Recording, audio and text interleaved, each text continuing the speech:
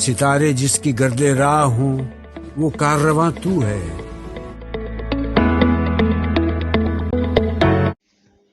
بسم اللہ الرحمن الرحیم. السلام علیکم. میں ہوں آپ کی اردو کی ٹیچر ہما دستگیر. گریڈ 3 میں آپ سب کو خوش آمدید. امید کرتی ہوں آپ سب خیریت ہوں گے. جی تو آج ہم اپنا سبق شروع کرتے ہیں جو کہ ہے آپ کے پاس جانوروں سے برتاؤ. یہ سبق آپ کی اردو کی درسی کتاب میں صفحہ نمبر 13 پر موجود ہے. گریڈ 3 آج ہم اپنے سبق کا پہلا دورانیہ کرنے جا رہے ہیں. تو پہلے دورانیے میں ہم کیا کرتے ہیں؟ تعارف کرتے ہیں سبق کا، پڑھائی کرتے ہیں، املا کے الفاظ کرتے ہیں اور آج آپ کو گھر کا کام بھی ملے گا. جی اپنی کتاب کھولیں. تو سب سے پہلے میں آپ کو سبق کا تعارف کروا دیتی ہوں. اس سبق میں کیا ہے آپ کو بتایا گیا ہے کہ حضرت محمد صلی اللہ علیہ وسلم کے پاس ان کے کچھ صحابہ بیٹھے تھے. ٹھیک ہے، تو آپ ان سے باتیں کر رہے تھے، آپ ان کو مختلف واقعات سنا رہے تھے. تو آپ صلی اللہ علیہ وسلم نے فرمایا کہ ایک آدمی سفر کر رہا تھا تو اسے راستے میں پیاس لگی تو اس کو ایک کنواں نظر آیا. وہ اس کنویں کے پاس گیا، ٹھیک ہے، اور اس کنویں میں اتر کر پانی پیا. پھر جب وہ باہر آیا تو اس نے دیکھا کہ ایک کتا جو ہے اس کو بھی شدید پیاس لگی ہوئی ہے اور وہ کیا کر رہا ہے کہ وہ مٹی میں ادھر ادھر منہ مار رہا ہے. تو انہوں نے کیا کیا، اس آدمی نے کیا کیا کہ اس نے چمڑے کے موزے میں پانی بھر کر لایا اور اس نے کیا کیا کہ اس کتے کو پلا دیا.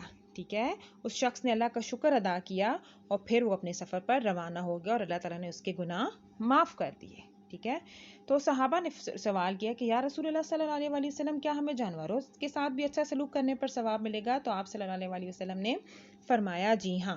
پھر ایک اور واقعہ آپ بیان کرتے ہیں، اس میں کہتے ہیں کہ ایک عورت تھی، وہ اپنی بلی کو ہر ٹائم باندھے رکھتی تھی. ٹھیک ہے، اس کو کھلا نہیں چھوڑتی تھی، نہ وہ اس کو خود کھانا دیتی تھی اور نہ اسے کھلا چھوڑتی کہ وہ کہیں جائے کچھ ڈھونڈ کر اپنا کھانا کھا لے.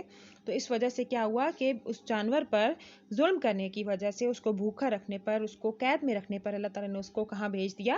دوزخ میں بھیج دیا. ٹھیک ہے، یعنی آپ کا چھوٹا سا عمل اگر آپ اچھا عمل کرتے ہیں تو اس کا آپ کو اجر اچھا ملے گا، اور اگر آپ غلط عمل کرتے ہیں، برا عمل کرتے ہیں تو اس کا آپ کو نتیجہ یا سزا بھی جو ہے وہ آپ کو بھگتنی پڑتی ہے. جی پھر آپ صلی اللہ علیہ وسلم نے فرمایا کہ ایک مرتبہ آپ صلی اللہ علیہ وسلم نے دیکھا کہ اونٹنی بھوکی پیاسی بندھی ہوئی ہے. ٹھیک ہے، آپ صلی اللہ علیہ وسلم نے اس کی رسی کھول دی اور اس کو چھوڑ دیا. ٹھیک ہے، اور پھر آپ نے لوگوں کو نصیحت کی کہ جانوروں کے ساتھ اچھا سلوک کریں اور اللہ سے ڈریں. کیوں؟ کیونکہ جانور بھی اللہ تعالیٰ کی مخلوق ہیں. ٹھیک ہے، اور ان کو بھی اللہ تعالیٰ نے بنایا ہے، وہ بھی سانس لے سکتے ہیں، چل پھر سکتے ہیں اور ہر چیز کو محسوس کر سکتے ہیں. ٹھیک ہے، وہ بھی جاندار ہیں تو ہمیں ان کا بھی خیال رکھنا چاہیے. ٹھیک ہے، یہ سبق کا تعارف تھا. اب آپ نے سبق کی پڑھائی خود سے کرنی ہے. ٹھیک ہے، اور اب آ جاتے ہیں ہم اپنی املا کے الفاظ کی طرف. اپنی کاپیز کھول لیں. جی، اور سب سے پہلے ٹائٹل پیج کے لیے آپ ایک پیج چھوڑ دیں گے اور وہاں پہ آپ بنائیں گے اپنے سبق کا ٹائٹل پیج، اور اس سے اگلے صفحے پر آپ آئیں گے اور وہاں پہ آپ کام کریں گے. جی تو سب سے پہلے کیا لکھیں گے؟ ڈیٹ، جماعت کا کام، اور دن لکھیں گے کیا ہے؟ پیر. پھر اس کے بعد آپ کا آئے گا عنوان، جانوروں سے برتاؤ، سرگرمی، املا کے الفاظ.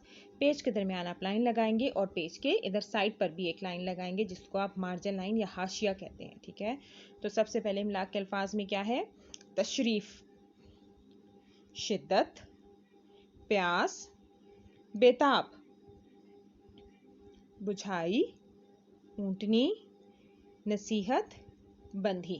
ٹھیک ہے، یہ آپ کے املا کے الفاظ ہیں اور یہ آپ نے کہاں کرنے؟ اپنی اردو کی نوٹ بک پر خوش خطی کے ساتھ کرنے. اور آپ کا گھر کا کیا کام ہے جی آپ نے گھر کا کام آپ نے یہ کرنا ہے کہ آپ نے کھولنی ہے اپنی اردو کی درسی کتاب اور جانا ہے آپ نے صفحہ نمبر 14 پر، پیج نمبر 14 پر.